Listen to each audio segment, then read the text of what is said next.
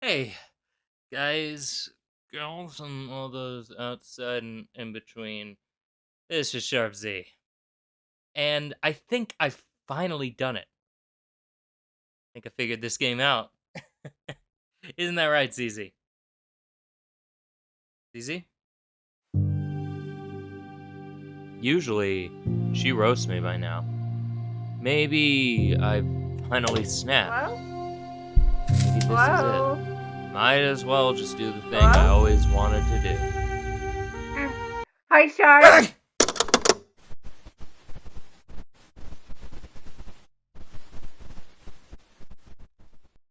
So you said you think you found the way out of here. Yep. Alright, lay it on me. You need to look for a consistency. What now? So, previously I told all of you about Ring Terror's Realm, a bad game which is, fun fact, bad. However, this episode is different. While previously we went into the game itself, this time we're going to try to figure out why. Why did this game end up the way it did? Let's start from the beginning. My first question when I played this game was why? Why was this game made? It might be beneficial to discuss the franchise it originated from, as well as what can be gathered from the available marketing materials. So, let's start from the very beginning.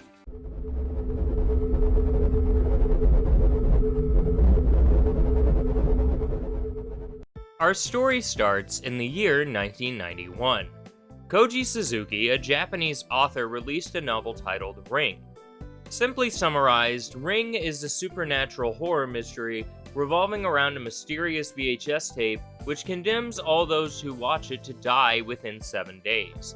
This novel was successful enough to be adapted into a Japanese television special in 1995. Also in 1995, Koji Suzuki released Spiral, the sequel to Ring. Spiral revealed that the curse of Sadako had taken the form of a virus, spreading from person to person unknowingly. 1996 and 1997 were both fairly quiet, with only a radio drama and a manga adaptation of the first novel. However, 1998 was a massive year for the franchise. Loop, the final book of the original Ring trilogy, released. This entry leaned more into the tropes of sci-fi, focusing on the Loop system, a virtual world which seemed to give all those working on it cancer. Most notably, 2 films released, Ringu and SharpZ. In order to prevent confusion, I will refer to the 1998 movie as Ringu rather than Ring, since Ring is the title of the American remake, which is not relevant right now. Ringu was highly successful in Japan critically and commercially. And for the curious, it is available on Tubi in the United States for free, as well as fairly easy to find in other free forms. I'll just leave it at that. Anyway, these were followed up by Ringu 2 the year after. The well clearly was not dry here, so Kadokawa just kept digging. The next year saw Ring Zero, a prequel film. During a press event surrounding Ring Zero, a certain project was announced. Ring Terror's Realm, a survival horror game in development by Tycoon, a subsidiary of Kadokawa. Now, why am I mentioning the prestige of the Ring franchise before this? Because the marketing for this game sure did.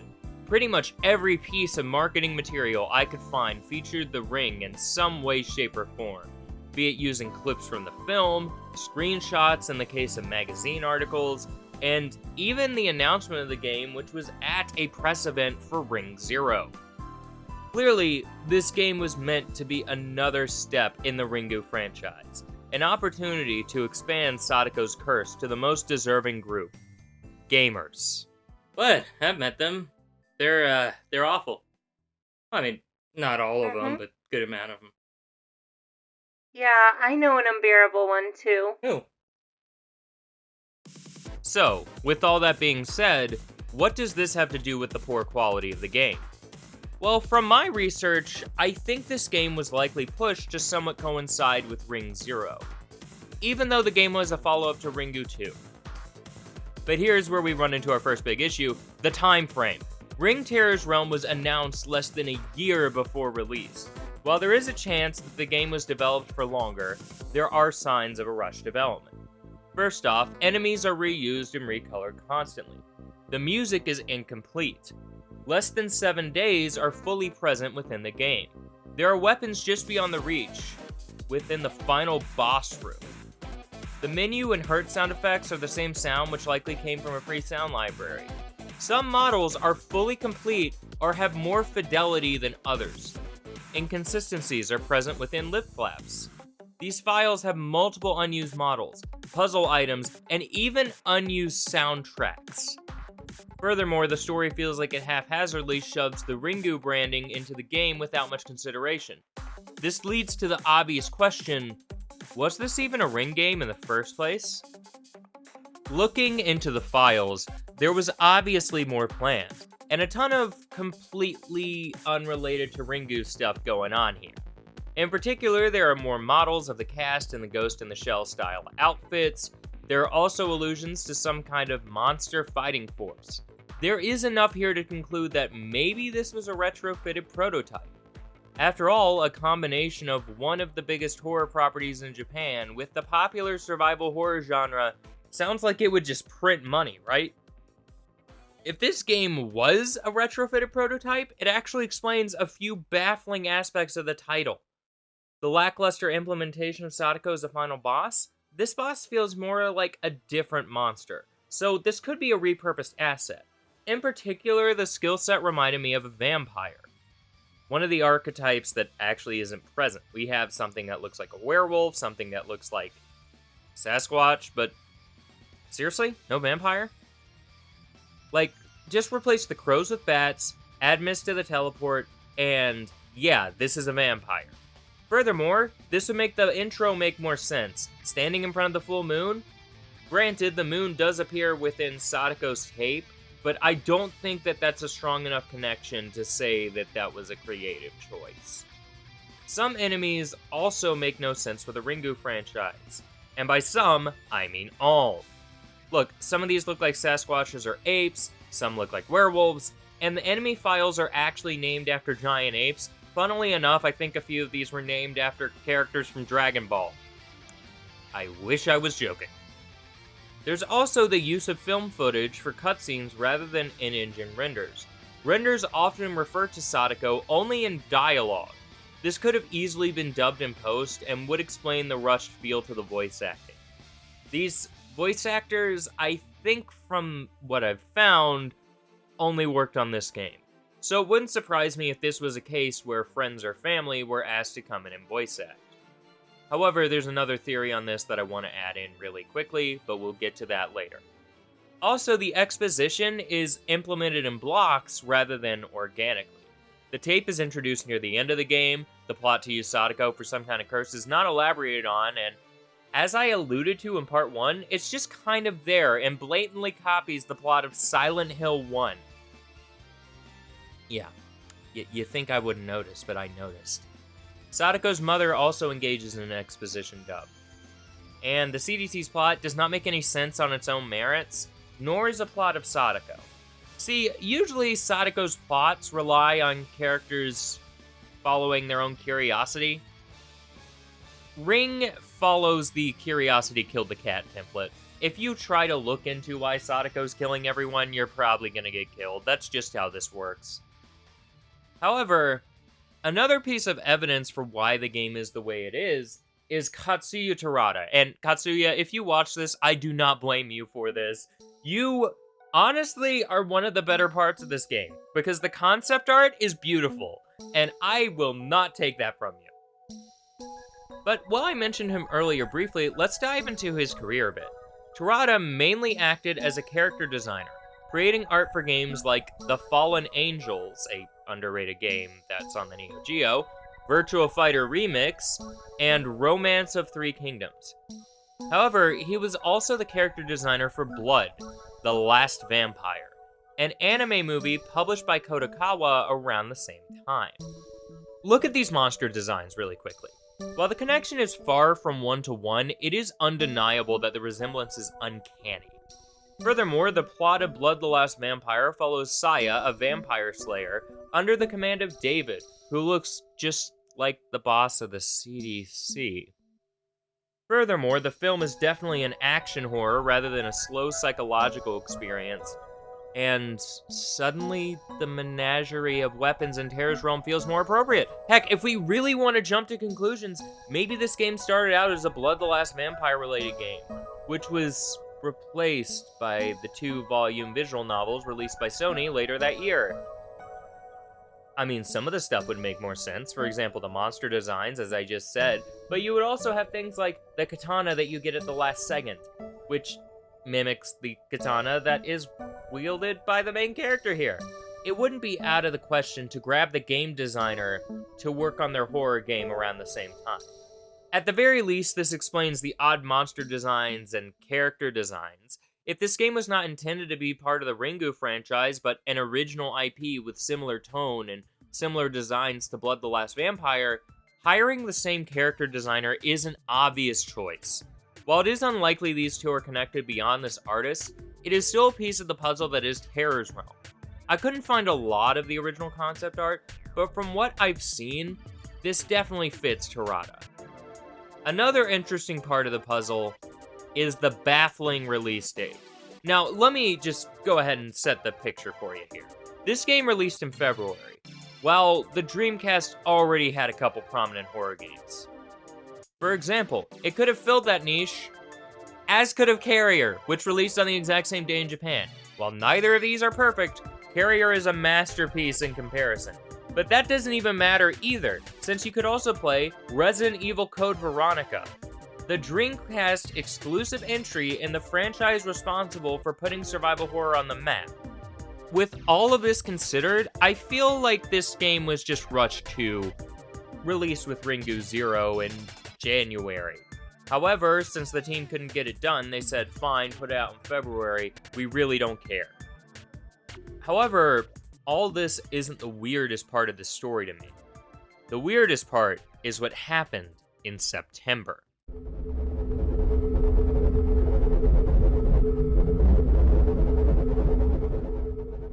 Yes, this month marked a decision that would baffle me and anyone else unfortunate enough to play this game. See, in September, this game released in the United States.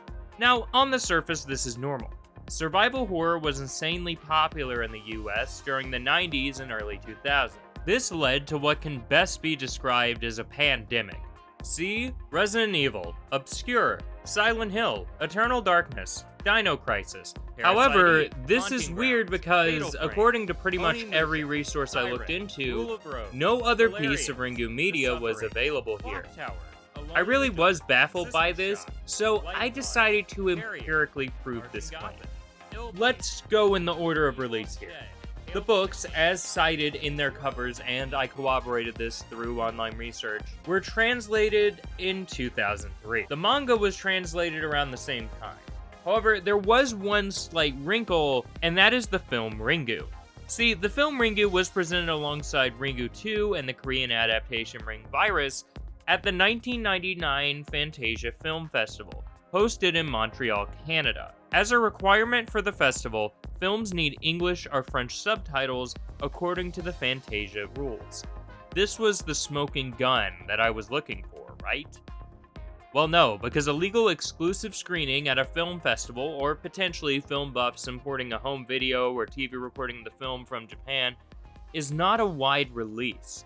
A home video release of Ringu in the States did not arrive until 2003, years after the release of this game. Wow, Sharp, they take about as long as you do. Okay, that one felt personal. So, as briefly touched on last episode, this game takes place after Ringu 1 and 2, neither of which were available. So, the obvious question is, does the exposition in the game cover enough to present the bare minimum? Like why Sadako is a threat? What is the Ring Virus? Or why should we be scared of Sadako's film school project? I would argue no. While the opening succinctly introduces the threat Sadako represents, the rest of the game places the exposition during the final hours. Even the Ringu tape is inadequate. It lacks the build-up or time needed to impact the overall plot, and it's introduced so late that it is not the thing I'm scared of at the end of the game. There was, believe it or not, an opportunity here. If this game took the lore of Ringu and intertwined it organically into the mystery, it would have been a decent primer for the franchise. After all, a survival horror game is an easier pitch to a US publisher than a Japanese horror film deeply intertwined with cultural commentary that might not be understood by the American movie-going public. However, comparing this to even other survival horror games, the release still makes no sense. First, let's do the one thing you're told you should never do and judge the game by its cover. Silent Hill has a surreal, foggy cover, preparing you for the psychological and tormenting experience of the game. Resident Evil has a cover similar to a zombie film, with a B-horror campiness to it, but definitely still playing up the horror. Ring's Terror's Realm has a disappointment. So, on the surface, this box art is fine. It's just Sadako's face and a skull behind what appears to be the ring of an eye. For some reason, there's also blood splatter here, but we're gonna ignore that. What am I supposed to get from this? Keep in mind that none of the other pieces of Ringu media were available. While yes, the ring is a common visual motif in The Ring, this doesn't really give anyone who's new to the franchise any information. Well, I think it's clear why this theming would do nothing for people in the States at the time. So, let's just get to the obvious question, why release it? Infogrames, also known as Atari, was the publisher. However, they already had Alone in the Dark, a staple of survival horror, releasing on the Dreamcast the next year. Heck, if you look at the manual for Ringu, there is an ad for Alone in the Dark at the end. Even the other games releasing around the time make this make little sense. D2, another survival horror game from Japan, released a month earlier. Resident Evil 3 and Dino Crisis released in November, and Resident Evil Code Veronica released in March. Dreamcast players already had a decent selection of horror games outside just Ring's Terror's Realm. Which is awful, because the only way I would find this game appealing is if I had the part of my brain that knows other games exist surgically removed. I swear I passed anatomy. Alrighty then. How many gallons of blood are in your body? Wait, that's where blood comes from? In the context of the modern day, there is no reason to play this title. The appeal present within the best of survival horror is gone. Signalis, Silent Hill, Resident Evil, Dino Crisis, and Dead Space are all well-designed survival horror titles which make this game irrelevant. Furthermore, I would argue the Japanese supernatural horror niche is already brimming with games like Ikai, Paranormasight, Fatal Frame, Siren, and Kuon. Even in the realm of J-horror movie adaptations, Sweet Home is phenomenal, Ju-on the Grudge on Wii is far from perfect, but certainly adapts The Grudge better than this game adapts Ringu, and the other Ringu game is in Japanese, so it might be bad, but I can't read it, so it can't hurt me. Bottom line, this game is a failure, but that doesn't answer my question. Why did it have to end this way?